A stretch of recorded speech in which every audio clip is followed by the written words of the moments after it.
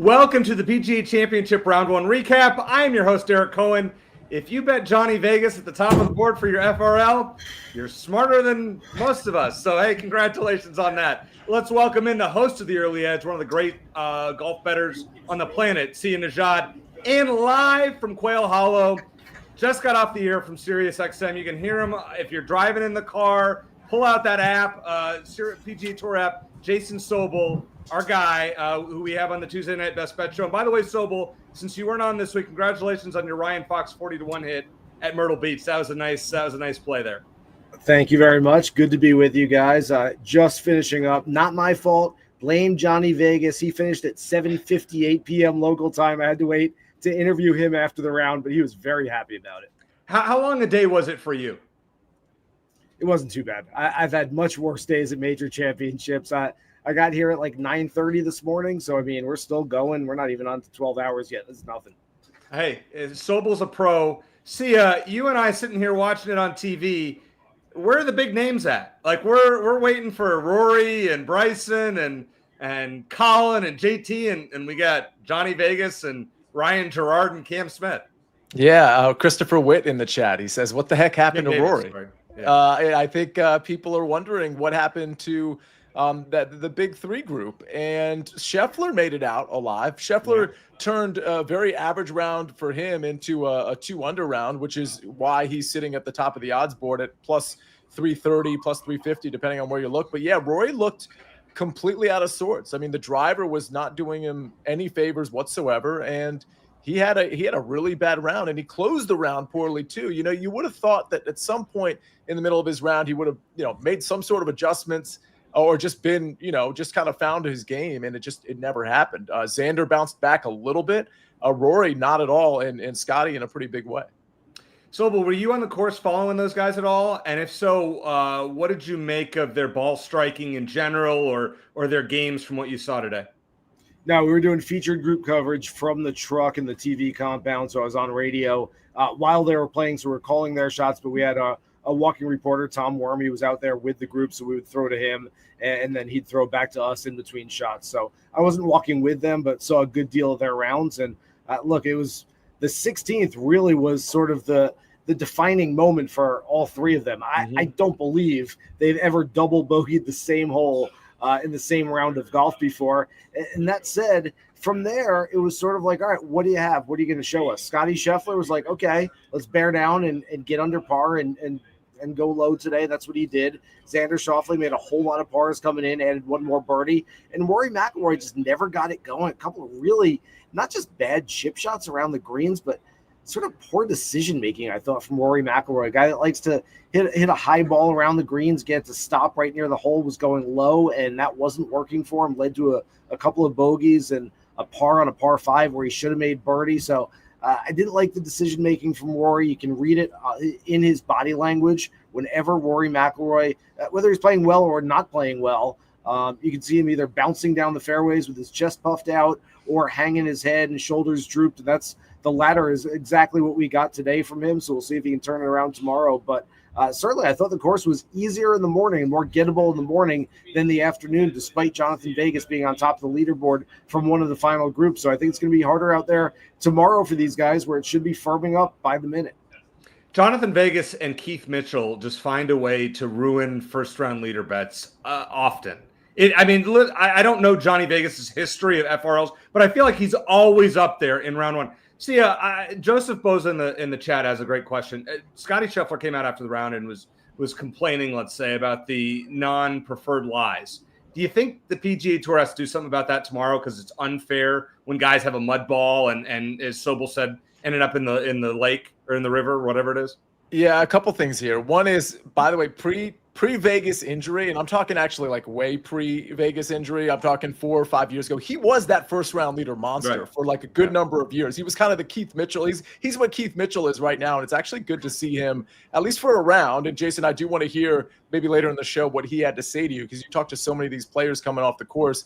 But, I mean, he's an exciting player to watch. I cashed in on him last year as well. I can't even remember what tournament it was now that I think about it. But the point is, you asked me a question. Joseph Boza asked a question about – so I might not be the right guy to answer this. I listened to what Scotty had to say on it. And it seemed to me, and for the record, I don't think he was complaining. I thought he was being very diplomatic with how he was addressing why what happened. I don't know. I mean, I'm typically going to defer to Scotty if he thinks something. I mean, obviously it sounded like he thought it was probably a poor decision. I'm not the guy to answer that question. I will say that he wasn't the only one who had mud balls, obviously. So that was clearly an issue. And obviously, it's hard to gauge where these balls are going to go when they've got mud on them. I don't know if this is something they should have anticipated, but they made a decision not to do it. I don't think they're going to make a decision to change that tomorrow. Sobel, what do you think? Are they going to? Do you see the PGA of America doing something here, or is Scotty Scheffler out of luck? So, no, absolutely not. Xander tried to make the case after the round that we're going to have more mud balls tomorrow than we did today. I don't understand that line of thinking whatsoever. It was wetter today than it will be tomorrow. No rain expected for the rest of the week. So, absolutely, the ball will be played down tomorrow. I think these guys have to get a sense of what the public thinks of them. And I don't know if they care about their image so much, but boy, there's a lot of people out there. They're like, man, I go to the local muni every Sunday morning with my boys, and we play, just play it where it lies. We play it as it is. These guys are getting paid millions and millions of dollars, and they're whining about having some mud on their ball. You know what? You're the best in the world for a reason. Go figure it out. And I get it. It takes some luck to keep your ball in play when you're hitting it with mud on it. But this is a game of luck, and I've always been a proponent of playing the ball down in the fairways instead of taking it out of divots. A lot of people say, we should have divot removal. You know what? If you're going to have removing balls from divots, well, you might as well just play it lift clean place in the fairway every single time you have a round, because quite frankly, you're going to be having 7-hour rounds when we call in rules officials to look at every single ball in the fairway to see if it's in a divot. It's a game of luck. Sometimes you hit a great shot and it hits the flag stick and bounces away. Sometimes it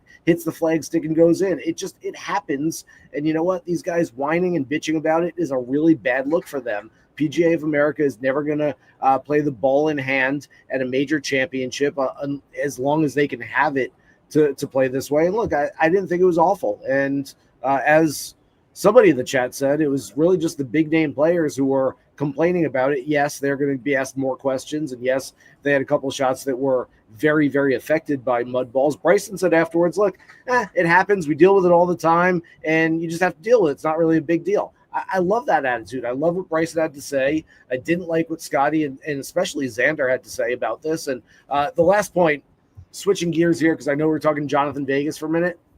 See, you talked about him pre-surgery, having a lot of first-round leads, playing some good golf. I have thought for a very long time that if you took every PGA Tour player, put them on the range, put a bag on their head, you can't tell who it is. If you just watch their swings, watch their short game, you would go, that guy with the bag on his head, the big dude who hits it a long way, that guy's really good. He looks like a top 10, top 20 type player in the world. I've always thought Jonathan Vegas was going to be better than maybe he's been. I won't say he's underachieved. He's got some PGA Tour wins. He's had a lengthy career. That said, you watch him play and you wonder how and why he hasn't been up there on major championship leaderboards before.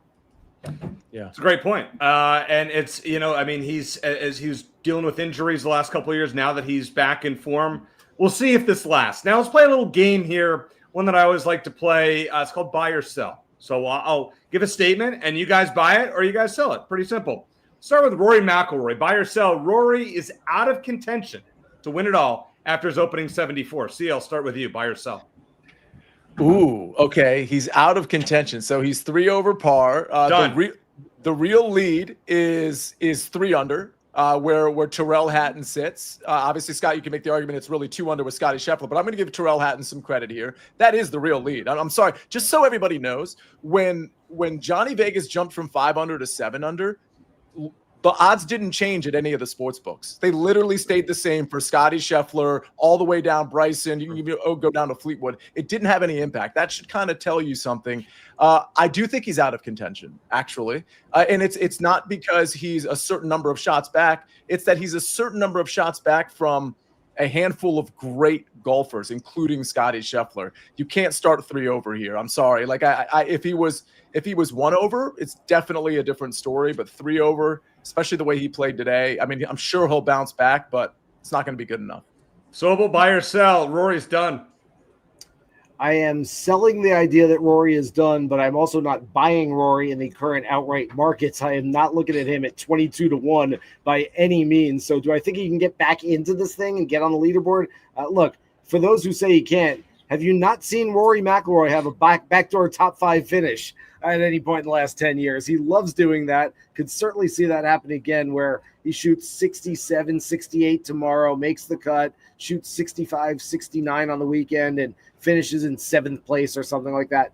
That's very, very attainable for Rory right now. Do I think he's going to win? No. Can he win? Sure. Would I bet him at 22-1? Hell no. Real quick, he's 30-1 at some places, just so everybody knows. That's still hell no. I agree with you. I just want to make sure people understand. I wouldn't bet him at 100-1 right now. I think he's done. I'm buying it that he's done. I really believe. A jerk. I'm going to tell you why. See, I have a little history for you. Since 2010, only one player has come from 8 strokes back to win the PGA Championship. Keegan Bradley, 2011. Brooks Koepka in 2023, and Justin Thomas here at Quail Hollow in 2017 came from 6 back. Otherwise, nobody else was further than 5 back after the first round. Johnny Vegas is sitting there at -7. Rory's sitting there 10 shots back. He's not winning. We'll move on from there. Buy or sell. Sobel, I'll start with you. After his opening 69, Scotty is the guy to beat regardless of where anyone else is on the leaderboard. I'm buying that. I do think, like Sia said, that Tyrrell Hatton and those at 3 under includes Keegan Bradley, Rasmus Højgaard's up there. He's a good player. I could see him staying in the mix, but I do think that Scotty's the man to beat. So I am buying that theory. Again, just because I'm buying the theory doesn't mean I'm buying on Scotty. Scotty's number is still way too short in the markets for a guy who, quite frankly, scored pretty well for the way he hit the ball today. Sia, buy or sell. Scotty is the guy here. So I am buying that he's the guy, but I like the angle that Jason opened up with the last question, which was, are you buying plus 330 or plus 350? What's so interesting is the following, the corollary to your question, which I'm just going to add. I know we're in the middle of buy sell, but would you rather take Scotty Scheffler pre-tournament at plus 400 or wherever you got it, but it was around 400, I believe, across universally at plus 400 before the tournament started? Or would you rather take him right now at basically plus 330 or plus 350, knowing he's 2 shots back, but also knowing where everybody else is? So, EC, I just want to lob that question back to you. I'm going to take the field over Scotty Scheffler. Now, of course, of the players that are on the leaderboard, Scotty's the guy that stands out, but I'm actually going to sell. I don't think he is the guy to beat. And I'll talk about one later. I know I'm crazy with that, and I like to be contrarian. I'm going to sell it. All right, let's go to our next one here. If I were to give you 3 players right now, we've talked about them, Scotty, Rory, and Bryson DeChambeau, or the field. Are you buying Scotty, Rory, and Bryson, or are you selling them and taking the field? I'll get to mine after that. Okay? You're saying it's like even money either way? Yeah, if you were to have even, yeah. The math would probably force me to take, not probably, but definitely force me to take the field, just from if you're doing the win equity thing and the implied odds for Scott for those 3 right now versus like literally all the other players that are going to make the cut. I'd have to take the field there. Sobel, what do you got? I probably was taking the field before this, even though Rory was my pick to win. I probably would have gone with the other 153 players in this field before we even started. Seeing the scores right now and seeing how many players are on the leaderboard that aren't those guys, I'm probably still taking the field. It's just a numbers game. I hate to say this. I'm actually going to buy this one because I think Bryson, for me, I'm sticking. See, you and I picked him on the Tuesday night show. Watching that shot on 17, I know he bogeyed 18. If the driver goes straight, Bryson is going to tear up this course. Oh, I like Bryson. I still like him. And for the record, and I'm getting Scotty. And we're getting Scotty too. No, I hear you. I still, the math says take the field there. But I'll say this: if you didn't get in on Bryson and you believe what EC is saying, his number right now is, I think, we'll look at BetMGM later, but I think it's 14-1. I think it's 10-1 at some places, 14 in others. But my point is you can get a better number than you got pre-tournament. If you want to buy in on Bryson now, you're getting a fair number, just FYI. All right, buy or sell. So we'll start with you on this one.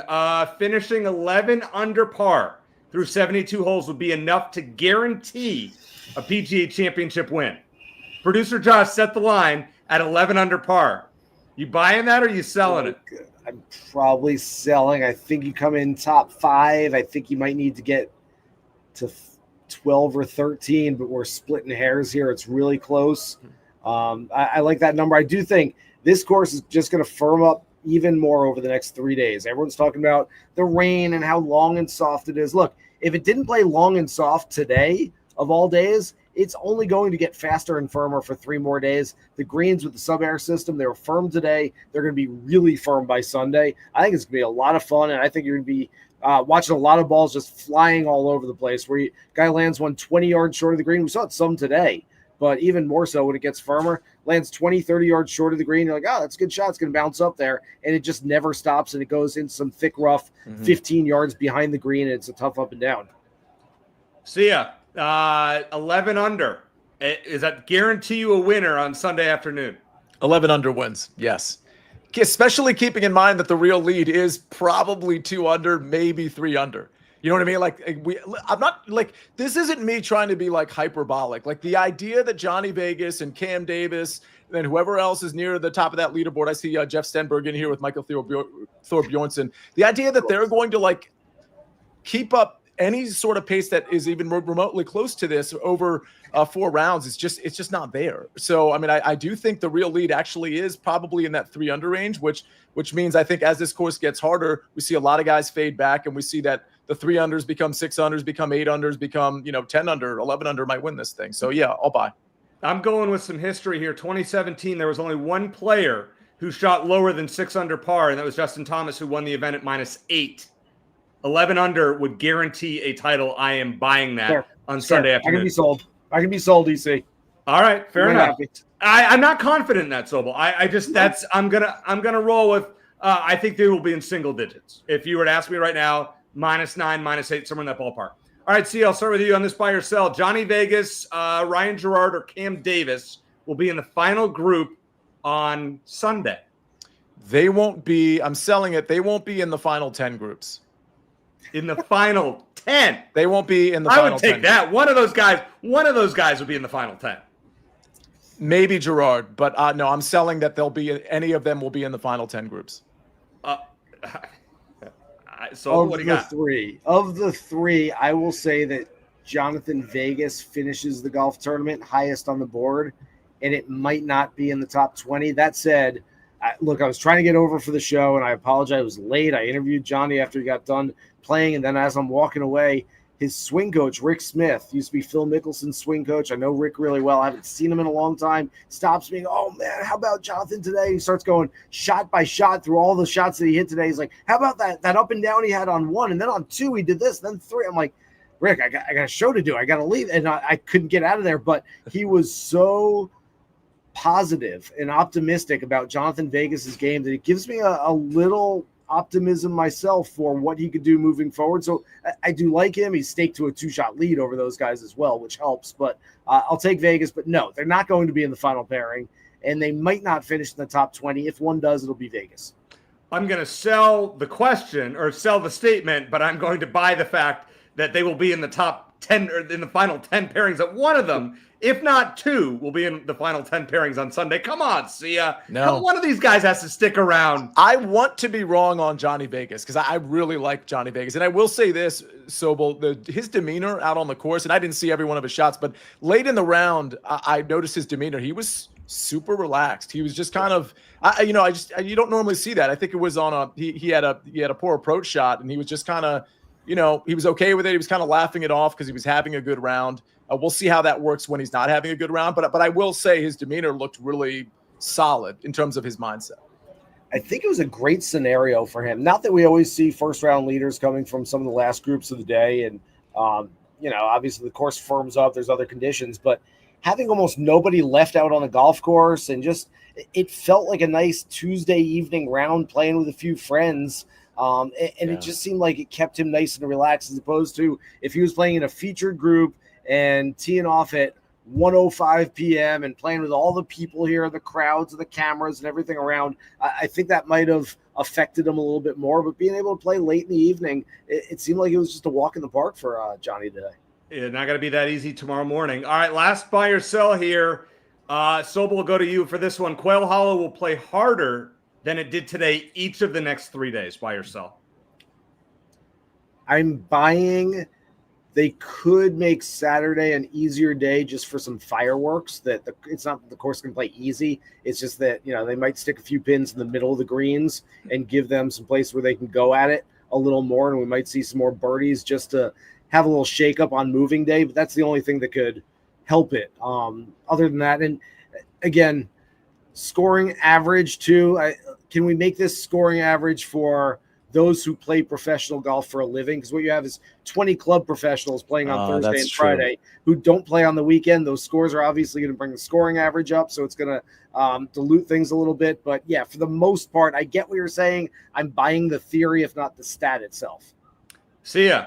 This is without the club pros today. That's what producer Josh is saying. Plus 1.76 strokes. Is this going to be the hardest day, or is it going to get harder as the weekend goes along? I anticipate this being the easiest of the 4 days. Not that it was easy, but I anticipate this being the easiest of the 4 days. Yeah, I agree. I think this one's simple. They're going to make it hard, and that's why we said, where's the winner going to end up? I don't think they get to 11 come Sunday. All right. If you're watching this video, by the way, we appreciate that. Make sure to like this video. Follow the SportsLine page on YouTube. A lot of great content on a daily basis. Sia hosts a great show every morning where you get a bunch of winners. At least, I pick and choose my winners from the show. I feel pretty good about that. And we make some money. So make sure to check that out. Follow the SportsLine page and like this video. Coming up next, we're going to give you some bets for the weekend. And hey, after the Masters round 1, I gave out Rory. And Rory came at a little bit of a number and won it. Can either of these guys do the same after we hear from one of our sponsors? When you need your sports news all the time, we've got breaking news to bring to you. CBS Sports HQ gives you a snapshot of all the sports that matter to you. When you need your sports in a snap, find it on CBS Sports HQ, streaming free anywhere you are. All right, I'm gonna throw a challenging one at you guys. All right, so let's take Scotty Scheffler out of the mix and let's play the without Rory and Scotty market. Yeah. Who are you betting on? And at the odds, who are you picking? Sobel, we'll start with you on this one. Who you got? This is a really tough one. I don't see a whole lot of odds that I love right now. Right.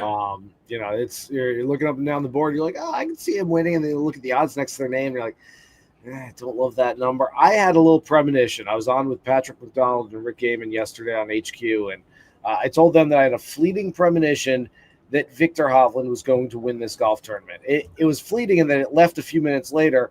The unfortunate part, or maybe it's going to be a fortunate part of this, is that I happened to make some wagers in that moment that I thought Victor Hovland was going to win this golf tournament.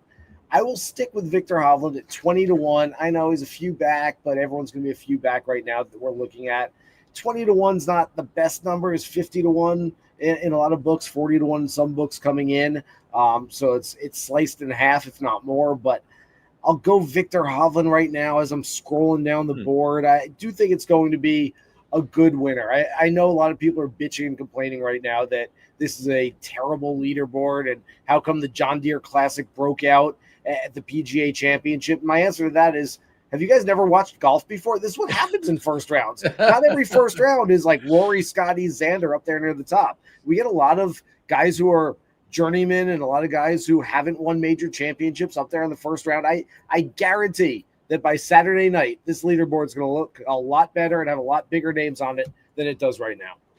I would agree with you. Now, we're still going to play the without market here just for the purposes of this segment. So we're going to take Scotty and Rory, even though I think he's done, out of it. See ya. Who you got? So I like the call on Victor Hovland. By the way, I put into play today, right when he came out. I think he might have, I don't remember what he did in his first couple of holes, to be honest with you, but it was good enough for me, and he was still 40-1. I think he had come down from 50 to 40-1 because he might have like birdied and then par birdie or birdie par, something like that.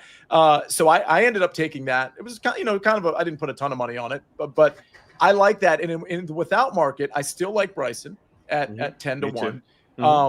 I'll say this: you can get Victor in the without Rory and Scotty market at 18-1. I think that's a very fair number. That would be a name I would consider. Outside of that, Hatton's number isn't long enough for me. John Rahm's number isn't long enough for me. It would probably be Victor Hovland and Bryson if I was going to consider adding on to my card. And I think Victor makes a ton of sense, even though he's not in the greatest form outside of winning the Valspar. In this event, in the last 2 years, finished third and second. I think I gave him out in a play on Tuesday night, Sia. I mean, Hovland's history in this event, you can't ignore it. So at 18-1 in the without market makes sense. I got a couple of names for you. Bob McIntyre, 22-1, had a nice day, 3 under par. I mean, maybe not his type of golf course, but a guy that can hit it a mile. And a guy that knows how to win or compete at the top of the leaderboard. And I know he had kind of a rough go on 18, but Justin Thomas at 50-1. He's won here before. You're getting, I mean, it's a big number. At that number, you're giving me a look, Sobel. 50-1. You're not throwing a couple pennies, couple shekels on that one? 9 shots back. Look, we talked about Rory maybe being too far back. Justin Thomas, there's no consistency today. I mean, he shows these brief moments of brilliance, chipping in, and then makes some bad mistakes out there. Yeah, can he clean it up? Yes. And do I like JT to go a little bit lower? Absolutely. I do like the fact that other than, unlike Scotty and Rory and Xander, he's going out in the morning tomorrow where I think it should play a little bit easier. So, yeah, 50-1 doesn't seem great to me. If we're going down the list, let's really go down the list. If we think that this is going to be a major where for the first time in a long time we have a guy that kind of comes out of nowhere, Maverick McNeely sitting there at 1 under at 100-1 interests me a little bit. If Mito Pereira can almost win this golf tournament, shoulda, woulda, coulda, 3 years ago at Southern Hills. How about a fellow South American in Nico Echeverria, whose ball striking today was ridiculous. He gained 6 shots on the field with his irons. He also happens to be top 5 on the PGA Tour with the flat stick. If you're looking for a guy just to sprinkle a little bit on a triple-digit number, I think Echeverria is a guy that has some staying power on this leaderboard. I completely agree. I think that's a great take. Sia, give me a name down the board. I threw out JT, probably a little crazy. Who you got? Oh, and we might have a frozen Sia that he'll come back. All right, stumped him. He'll be back. He'll be back here in a second. I'm going to throw out a couple names, Sobel, just to get your on it. Daniel Berger, 70-1, wasn't anything splashy. Ended up at even par. Could you see it?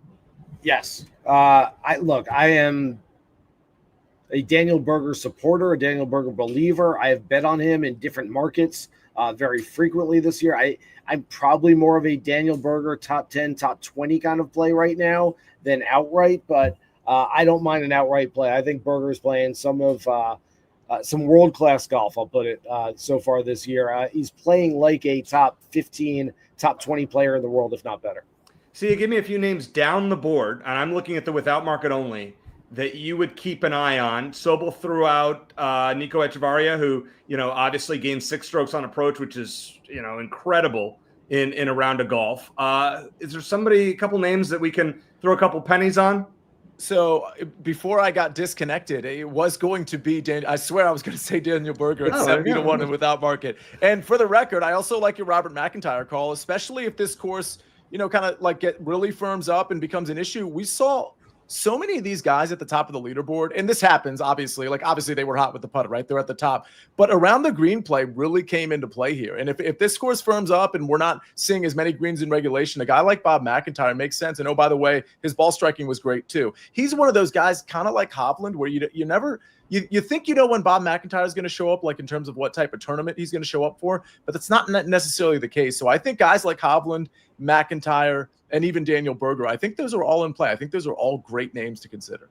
All right, if I gave you guys $100, I'm too cheap to do this, but hypothetically, if I gave you $100 to bet on a guy to finish in the top 10 at plus money, who would you bet right now, Sobel? I don't have that market in front of me right now, of course, so I'm going to just pick a name. I'll give you the odds here. I got you. Well, I'm going back to Victor Hovland. I'm a believer. I've gone from thinking Victor Hovland is a complete enigma to being a believer in Victor Hovland right now. I believe you can get him at plus money in the top 10 market. Plus 185. Yep. Yeah. I'm going to stick with Victor then. All right. See, I made this one easy for you because Scotty Scheffler is the only player in the top 10 market that is minus odds. He's minus 340. Everyone else is a plus number. Who would you bet? So I like the answer that was just given. I will say that I think, was it Big Cheesy? Somebody was in the chat earlier saying Victor Hovland for a top 20, I think, at still a plus number. So I actually think that's a good look, especially after this conversation. Daniel Berger top 10 is plus 500. It's at least an interesting number at that price. That's a better number than what you could have gotten for Rory or Scotty outright before the tournament started, and now in Scotty's case.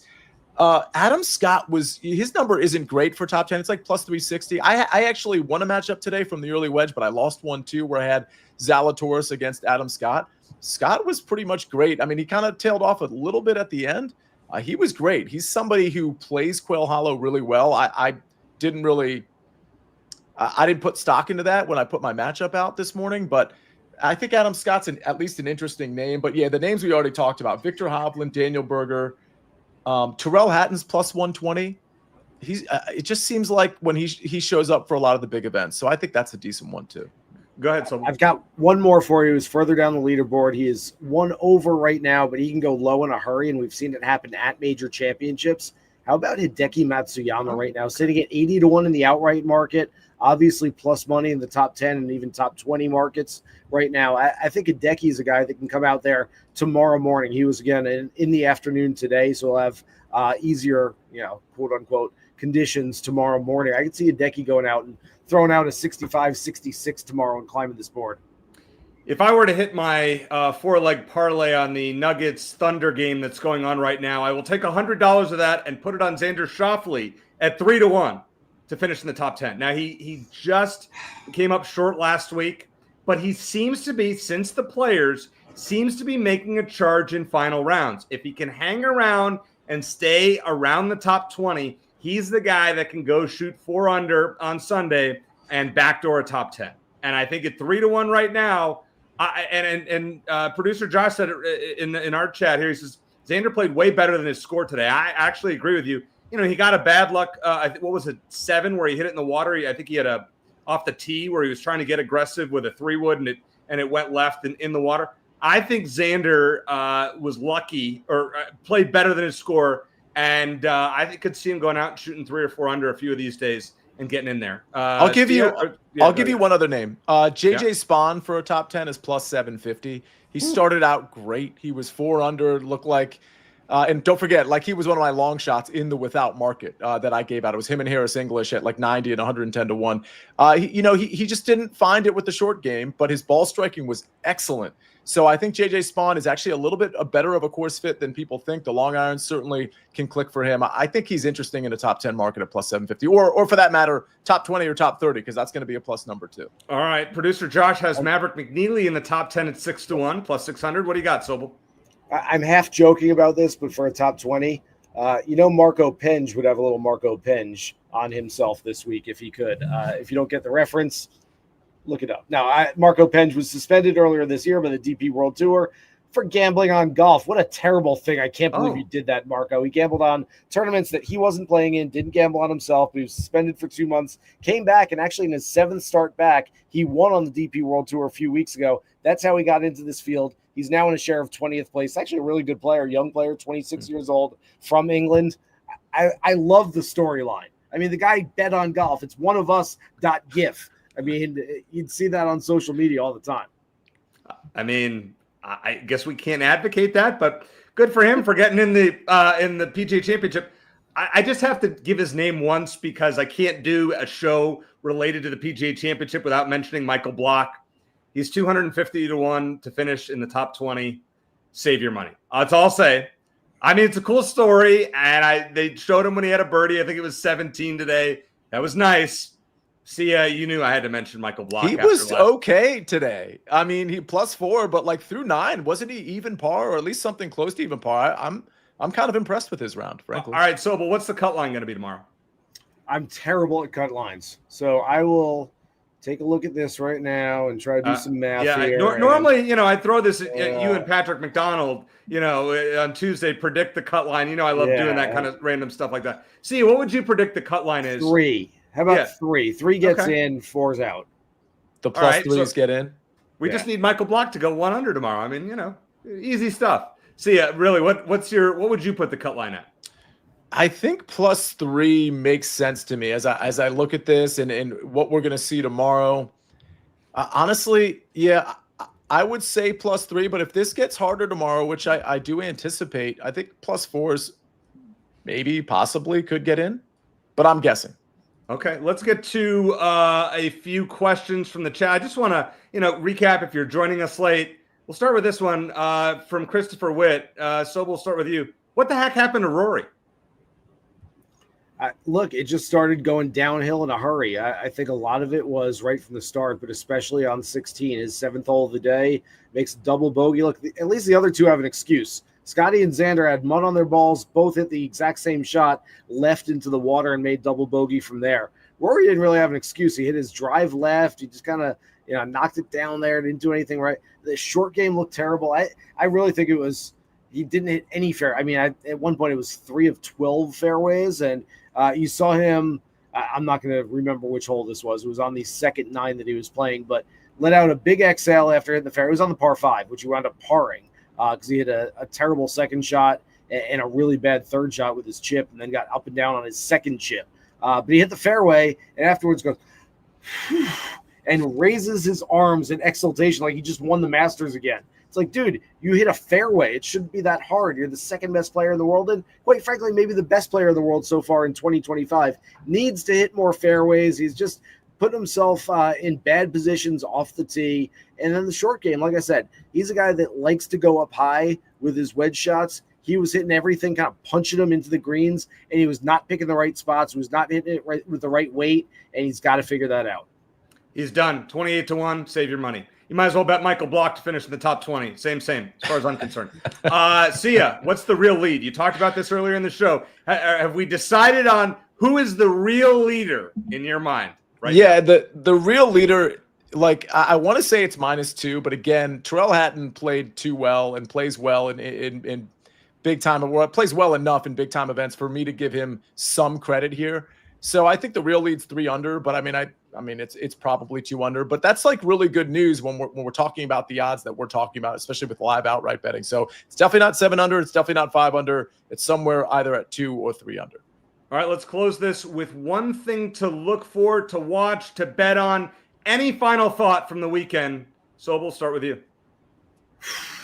Like I said, this course is going to get tougher. I would watch tomorrow because I think you're going to see an easier golf course once again in the morning. I think this thing's going to get really tough in the afternoon. It's going to be tough for that featured group of the top 3 in the world. And I would look at guys, if we started the week with only the long hitters can play well here, start sort of readjusting your thought process because we're going to see balls bouncing around. It's not going to play link style, but it's like we're going to see balls that are like just low shots that run into the greens, and the guys who can figure out the right weight on those shots are going to be the ones climbing the board.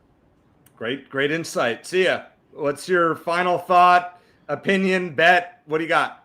I would say, just to add on to Jason's comment, and then I'm actually going to lob a question back to Jason because I just thought of it and I'm intrigued by it. Tee to green play, I think is going to be really important here. I mentioned how around the green play was so important today for the people that are at the top of the leaderboard, which of course is always going to be true. But it just seems to me that even just watching the coverage, there was just a lot of like good and or bad around the green play, and I think that's going to be important here. So just looking at ball striking plus the around the green play, I think is going to be critical. Jason, I got to ask you, you talk to so many golfers coming off the course. Anyone or anything that surprised you with respect to what somebody said, somebody's demeanor, something you took where it's like, oh, this guy is not in a good headspace going in tomorrow, or the opposite? You know, you mentioned Vegas in terms of the opposite, like good headspace, but anything jumps out at you from all the people you talked to today? We haven't talked about him yet, and he's worth talking about because he's tied for second place right now. But I spoke with Cam Davis after his round a few hours ago, and he had a big smile on his face. If you look at the stats, Cam Davis gained about 6 shots on the field with the putter. And he told me, he's like, look, I'm not known for my putting. He's like, this was amazing. He's like, I'm telling myself in the fairway, just get the ball on the green somewhere because I feel like I'm going to make everything I look at. He made, I think it was 160 feet worth of putts today, which is ridiculous, especially for a guy that doesn't do that on a regular basis. He's not Sam Burns. He's not Jacob Bridgman. He's not a Jordan Spieth even, or Denny McCarthy. He's not a guy that makes a ton of putts like that. That said, as we know in this part of the industry, putting is not very sustainable from one round to the next. Cam Davis did it all with the flat stick today. I told him to keep that thing close with him tonight, maybe keep it in bed with him when he sleeps in the hotel. But that said, I'm not sure I'm buying Cam Davis tomorrow after he made all those putts today. We're going to give Connor the last question here, and I'll throw it to Sia. Neiman and Cantlay. Joaquin Neiman, Patrick Cantlay, both +3. You betting on either one of them, or are you staying away? Well, so I wasn't betting on Neiman coming into the tournament. And, I had a pretty short outright card, and Cantlay was on it because his number was 45-1. First of all, the Neiman thing is interesting because he was bad today, and he was specifically bad with the driver off the tee. And that's supposed to be, one of your main weapons. I just think, I don't know what to say. He doesn't have a good track record in majors, and it's coming to fruition yet again. So no real thoughts on Neiman. I didn't have any thoughts coming into the tournament. He would be a fade for me. He could bounce back tomorrow, but I don't expect him to do anything. Cantlay, I just can't figure out. I just get him wrong all the time. He was trending in such a good direction, and he was bad from the jump, and he battled a little bit, but his metrics are terrible. I don't know what's going on with Patrick Cantlay, but yeah, those are my thoughts. Listen, I had Cantlay coming in as one of my very few outrights, along with Bryson, a couple long shots. And this is why everybody always says I never get Patrick Cantlay right. And maybe it's just because he just hasn't won in 3 years. He's on the no bet list for a reason, Sia. Go ahead, Sobel. So Joaquin Neiman is who we thought he is. He wins live tournaments, and he doesn't show up for major championships. And until he proves otherwise, I am staying away from him at the Big Four. As far as Patrick Cantlay, he's not dead to me, but he's dying. He's dying right now. I had him as my outright last week at Philly Cricket Club, and it's he gets near the top of the leaderboard, and he can't handle prosperity, and he falls back down. Then he falls back down, and it's he falls into this comfort zone of, oh, cool, I'm in 40th place. Let's go make a bunch of birdies now because it doesn't matter. And he gets up there into the top 10, and he's like, whoa, whoa, whoa. Don't like being in the top 10. Let's make a couple of bogeys and get out of here. It's I just wish he had the killer instinct a little more. I wish he stepped on the gas pedal a little bit more. I still think he's a fantastically talented golfer, but man, he just doesn't show that killer instinct to go out and grab it when it's there. You and producer Josh are channeling the same Patrick Cantlay energy. He was thinking the same thing. Watch him barely make the cut and then go low on Saturday. Yeah. He's a guy that you probably want to bet on Saturday if he hits the cut on the number. Bet his underline. That's how we make some money. Guys, great show. Sobel, have a great time out at Quail Hollow. We'll be listening to you on PGA Tour Radio and look forward to chatting with you next Tuesday on our Best Bet show. See, you'll be back tomorrow doing more shows. I believe tomorrow night a recap for round 2. So yeah, also the early edge tomorrow at 10 because somebody was asking about a 3-ball. I don't know about the morning because some of the ones haven't, not all of them have come out, but I'll certainly have a golf play tomorrow on the morning show. But yeah, you're right. We'll have a recap after the round tomorrow as well. And check out early Wedge on CBS Sports Network at 1 p.m. Eastern. So producer Josh, great job behind the scenes for Jason Sobel, Nejad. I'm Eric Cohen. As I always like to say, let's hit it big. Good luck.